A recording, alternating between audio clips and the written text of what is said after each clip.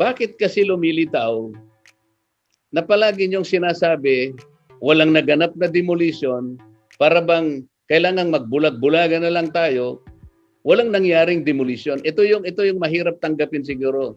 At yun nga no mga kabayan, dahil nga wala sa hearing ang mayor ng Kusang City na si Mayor Waminal, na anak ni Governor Waminal, kaya ang pinaharap nila kay Congressman Marcoleta ay itong si City Administrator. At sa kasagsagan nga ng hearing patungkol nga dito sa mga illegal na dinimolis, halos hindi makapaniwala si Congressman Marcoleta sa pinagsasabi ng City Administrator ng Kusang City. Dahil ayon nga kay City Administrator, wala daw nangyaring demolisyon doon sa lugar kung saan itinayo ang proyekto ni Mayor Waminal. Ayon pa kay City Administrator, yung mga residente daw doon sa Laman ang kusang naggiba ng kanilang mga bahay para bigyang daan ang proyekto ni Mayor. Kaya naman halos matawa na nga lang dito si Congressman Marcoleta at nasabi nga niyang sino ang maniniwala sa'yo na ang isang residente o isang pamilya ay gugustuhin wasakin ang kanilang sariling bahay para ibigay ang lupa sa gobyerno. At tila baga nakapikit ata tong si City Administrator nung piniplay ang video kung saan umiiyak ang ilan sa mga residente ng Laman dahil nga dinedemolis ang kanilang mga tahanan gamit pa mismo ang mga truck at bulldozer ni Governor Waminal. Ang gustong palabasin ni City Administrator dumating na lang sila doon, giba na ang mga bahay, walang nangyaring demolisyon at masaya ang mga residenteng sinira ang kanilang sariling tahanan. Ganito pinagloloko ng mga makapangyarihang politiko ang kanilang mga constituents na kahit nakitang-kita sa video, kaya nilang pagbali-baliktarin ang lahat ng mga kwento at kaya nilang pagdugtong-dugtungin ang mga batas para lang sa kanilang sariling kapakanan. At kung bago ka pa lang sa akin channel, huwag mo kang kalimutang i-hit ang like at subscribe button para updated ka sa mga uploads ko araw-araw. Kabayan, panoorin natin ang kabuuan ng video ito. Bakit kasi lumilitaw na palagi niyong sinasabi walang naganap na demolition, para bang kailangang magbulag-bulagan na lang tayo, walang nangyaring demolition. Ito yung mahirap tanggapin siguro. Attorney, as the owner of the project, the author of the ordinances to expropriate, the petitioner in the expropriation complaints, and the movement in the break-open pleas filed in court against several residents to drive them away from their own houses, would you still deny that LGU Osamis is not the one which ordered demolition of the houses in Purok-Laman? Will you still deny that? If Your Honor, please, it was the residents themselves which Attorney, voluntarily dismantled you. On your lawyer's oath, would you still insist that these residents voluntarily demolished their houses? As far as I know, yes, Your Honor. And that they denied your statement? Yes, as far as I know, yes, Your Honor. Do you expect anyone to believe you? May I go back to the representative of the mayor of Kusang City, the acting mayor? No, the acting mayor is not present. The administrator, Sam Fuentes. Mr. Chair, siguro po sa susunod, medyo maging stricto na tayo sa mga yan. Mukhang pinaiikutan tayo ng mga yan. Bakit naman yung city administrator ang ibibigay lang nila sa atin, samantalang ang kasagutan sa mga tanong na ito kung minsan hindi rin naman kayang sagutin ng city administrator? We cannot, we will record it as a sign that they don't want to be heard. If the mayor doesn't appear up to the last hearing, then it's his choice. We will still have the same finding regardless if he's here or he's not here. Salamat, Mr. Chair. Okay, pagtitsagaan ko na yung city administrator, Mr. Chair. If Your Honor, please. Mr. Administrator, Article 13, Section 10 of the Constitution provides that urban or rural poor shall not be evicted, nor their dwellings demolished, except in accordance with law and in just and humane manner. Are you aware of this constitutional injunction? Yes, Your Honor. Mr. Chair, yes, Your Honor. Okay. Kahit ikaw noong last hearing, pinangatawanan mo na hindi mo alam kung sino ang nag-demolish sa mga kabahayan ng mga complaining residents. Tama? If Your Honor, please let me clarify, Your Honor. What I stated, Your Honor, was there was no demolition, actual demolition conducted, Your Honor. There was voluntary dismantling by the residents who acquiesced to the relocation and the project itself. Baka yung sinasabi natin, attorney, ay yung mga informal settlers. Basically, yes, Your Honor. Meron kasi akong balita na yung mga informal settlers, total wala naman silang mga bahay, but that happened in December of 2019. Ang pinag-uusapan natin is a period between April to August of 2020. Ito yung sinasabi mo na voluntaryo nilang dinimolish ang kanilang mga bahay. Tama ba? Yes, Your Honor. Pero it was still voluntary. Nakita mo yung mga slides ng nakita mo yung hagulgulan ng mga tao. They are weeping. They are asking for help. If Your Honor, please, Yun those were ba not ay- actual yun ba ay residents, Your voluntaryo? Honor. Those were not actual residents, nor were they parties to the case. They are not residents of Osamis. Not actual residents of the subject of the subject of this inquiry, Your Honor. They might have been residents of Osamis, they might have relatives residing there, but they were not the actual residents who are subject to the case, Your Honor. Attorney, Yes, Your Honor. you know the ordinance of expropriation that was initiated by your own city. Yes, Your Honor. You identified the lots to be expropriated, pati Yes, yung Your- mga residents na inexpropriate ninyo. Yes, Your Honor. Bakit sasabihin mo ngayon that they are not actual residents samantalang you pinpointed the very lots and the residents to be covered by those buildings? Okay. Those properties, Let me ask you. those shown in the video, Your Honor, the supposed affected individuals were not the actual parties to the case, Your Honor. O, nasa sayo yan. Pero ang akin lang sinasabi ganito. If Your Honor, please, I would just like, may I be allowed, Your Honor? Just a final, as at least, with due deference, Your Honor, I would just like to erase any vestige of any irregularity pertaining to the writ of possession, Your Honor, because in your statement beforehand, you were saying that I was actually lying. With due Kanina kasi respect, Your- sinabi mo, attorney, sinabi mo na binayaran mo yung 3 requisites. yes, Your I Honor, talked we to the did. clerk of court.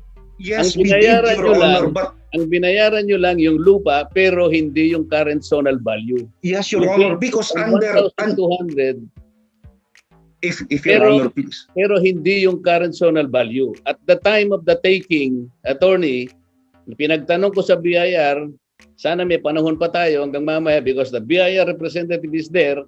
Alam ko at that time the zonal value is at least 7,500 pesos. Ang sabi Yes, Your ng clerk of court, As of the present, if Your Honor, please, what I'm trying to state, Your Honor, trying to bring out is that it was the discretion of the court, Your Honor, because apparently the court was just following OCA Circular number 113-2009, which really requires the value of the land, Your Honor. Please. you're not supposed to decide on that because That's precisely my point, Your Honor. It was the Article court which department. decided on that, Your Honor. the And only point, okay, And- the only point I'm trying to elicit to you now is this. Bakit kasi lumilitaw na palagi niyong sinasabi walang naganap na demolition para bang kailangang magbulag-bulagan na lang tayo, walang nangyaring demolition. Ito yung mahirap tanggapin siguro. Attorney, as the owner of the project, the author of the ordinances to expropriate, the petitioner in the expropriation complaints, and the movement in the break-open pleas filed in court against several residents to drive them away from their own houses, would you still deny that LGU Osamis is not the one which ordered demolition of the houses in Puroclaman? Will you still deny that? if Your Honor, please, it was the residents themselves which On your lawyer's voluntarily Attorney, dismantled, Your on your lawyer's oath, would you still insist that these residents voluntarily demolish their houses? As Despite far the as fact I know, that they are yes, Your present Honor. today and that they denied your statement? Yes, Do you- as far do as you I know, expect- yes, Your Honor. Do you expect anyone to believe you? If Your Honor, please, whatever might be their belief, Your Honor, because that is the actual fact, Your Honor, that happened. This committee is the final arbiter as to what is the final fact, Mr. Attorney. We submit, Your Honor. Okay. Mr. Chair, it was admitted in the last hearing that the expropriation complaints were based on Section 19 of the LGU's power of eminent domain. It is on record that the city administrator agreed that the said provision of the Constitution equally cites the Constitution and other pertinent laws. Tama? Tama, Attorney, di ba? Nakalagay na ba? Yes, Your Honor. Yes, Your Honor. Yeah, and the pertinent laws are 72, 79, and 10752. We're already finished with this, right? Are you aware, Attorney, that in the case of Lagcao versus Labra, GR number 155746, October 13, 2004, the Supreme Court ruled that the exercise of the LGUs of the power of eminent domain is not absolute. Are you aware of that case? It's yes or no, Attorney. Are you aware of that case?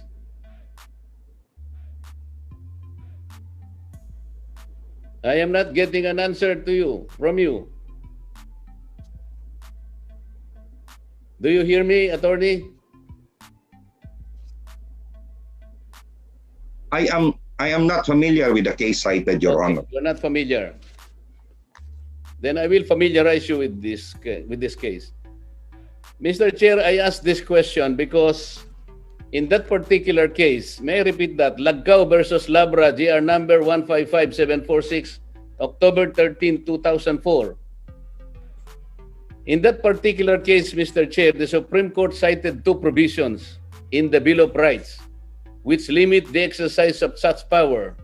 Number one, no person shall be deprived of life, liberty, or property without due process of law, nor shall any person be deprived the equal protection of laws. Number two, private property shall not be taken for public use without just compensation. Mr. Chair, Did you, with your kind indulgence, Mr. Chair, Yes, DS Ominal, what is your pleasure? may I know on how many minutes more that this Marcolita wants to use in interpreting our It speakers? is up to you because you yielded time. Because you are second to interpret, we can go back to him for a second round. It is up to you if you want to end it. We can give him 5 minutes more, Mr. Chair, and to wind up so that I could have also my turn in asking questions to our resource speakers today. DS Marcoleta, we can give you another 1 hour after your first round, so that DS Ominal can have his turn. Please wind up for the first round only. You will be called for a second round. Thank you. medyo bitin na, Mr. Chair. Kasi kung 5 minutes lang, mga 10 minutes siguro, then I will temporarily stop. Okay, 10 minutes. Then we will give you another 1 hour after the 1 hour of DS Ominal. Thank you. Mr. City Administrator, did you recognize those two limitations cited in that case? Yes, Your Honor. Okay. And this, In the same case, Mr. Chair, the Supreme Court explained that Republic Act 7279 is the law that governs the local expropriation of property for purposes of urban land reform and housing, particularly Section 9 and 10 thereof. Did LGU Osamis examine this law before it exercised its power of eminent domain? I understand, Your Honor, it was part of those that were actually evaluated, Your Honor. I see. However, Let me see. in this, Let us see if you have evaluated this. Another question, are you familiar with the cases of estate of JBL Reyes versus City of Manila, GR number 132431, February 13, 2004? again, I'm not familiar, Your Honor. Okay. How about the case of Philstream versus Court of Appeals, GR number 125218, January 28, 1998? The same, Your Same. Honor. You're not familiar with this. Mr. Chair, I am drawing the attention of the city administrator to these cases because if it is indeed true that LGU Usami scared to study these cases, it would have refrained from expropriating those private lands that eventually led to the unfortunate destruction of the residents' houses. Why? Because in these cases, I mentioned, the Supreme Court emphasized that Section 9 and 10 of RA 7279 are limitations to the exercise of the power of eminent domain, especially with respect to the order of priority in acquiring private lands and in the modes of resorting to expropriation proceedings. Question. Attorney, do you know the prescribed order of priority in acquiring private lands? Are you familiar with this? The limitation, Your Honor, applies to those that are... I am asking you if you know the prescribed order of priority in acquiring private lands for housing. You don't know. I will tell you, these are the order of priority. Mag-uumpisa kayo from those owned by the government. Number 2, alienable lands of the public domain. Number 3, unregistered or abandoned and idle lands. Number 4, those within declared areas or priority development, zonal improvement sites. Number 5, bliss sites. And number 6, privately owned lands. So nakikita mo dito sa order of priority, attorney, panghuli yung private lands. Okay? Nauna nyo bang kinonsider yung 5 na order of priority in the acquisition of lands? Hindi. Pumunta kayo kagad, binaligtad ninyo, ang una ninyong kinuha ay private lands. Next question. Do you know the modes of acquiring lands for socialized housing? Ito, modes naman. Kanina, sinasabi ko sa iyo, Yes, the order of priority. describe order. Ngayon, I am asking you now if you know the modes of acquiring lands for socialized housing. Do you know? Be honest. We just adhere, Your Honor, to what is... Okay. Ito yung mga modes in this order, okay? Number 1, community mortgage. Number 2, land swapping. Number 3, land assembly or consolidation, land banking. And then donation to the government, and then joint venture agreement, and then negotiated purchase, and the last is expropriation. Ang ginawa ng LGU attorney, binaligtad nyo na naman. Ang inuna nyo is expropriation. Do you know the strict condition enunciated by RA 7279 and pointed out by the Supreme Court before an LGU can resort to expropriation? Do you know the strict condition? Be honest. You don't know. The strict condition is that you cannot resort to expropriation without exhausting the other modes of land acquisition, of socialized housing. Ang ginawa ninyo, nagumpisa kayo kagad sa expropriation without exhausting the rest of the other modes. And then the other condition, if there is no other recourse but to expropriate, Section 10 of 7279 says,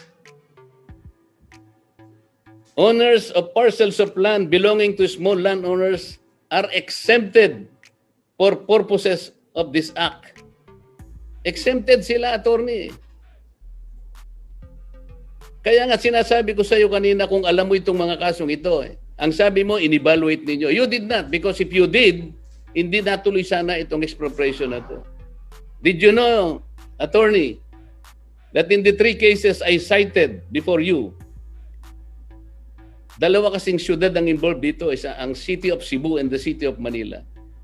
In these 3 cases, the City of Cebu lost its expropriation case and the City of Manila lost twice because they failed to comply with Sections 9 and 10 of Republic Act 7279. I will tell you the very reason. Mr. Chair, ganito ang sabi ng Korte Suprema.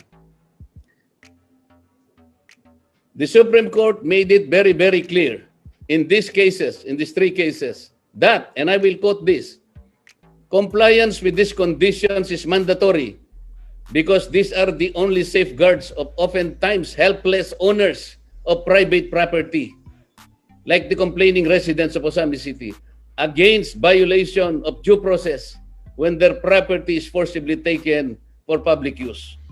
This is the admonition, this is the ruling of the Supreme Court. So tapos na muna ako, Mr. Chair. Hanggang doon na muna. Salamat po, Mr. Chair. Thank you. At hanggang dito na lang, no, mga kabayan. At huwag mo kang kalimutang i-hit ang like at subscribe button para updated ka sa mga uploads ko araw-araw. Hanggang sa muli, paalam! Iparin ang tayog ng ulan. Gusto kong sisirin ang lalim ng dagat. Gusto kong akyatin ang tuktok ng bundok. Tuklasin ang hiwagang sa puso ko.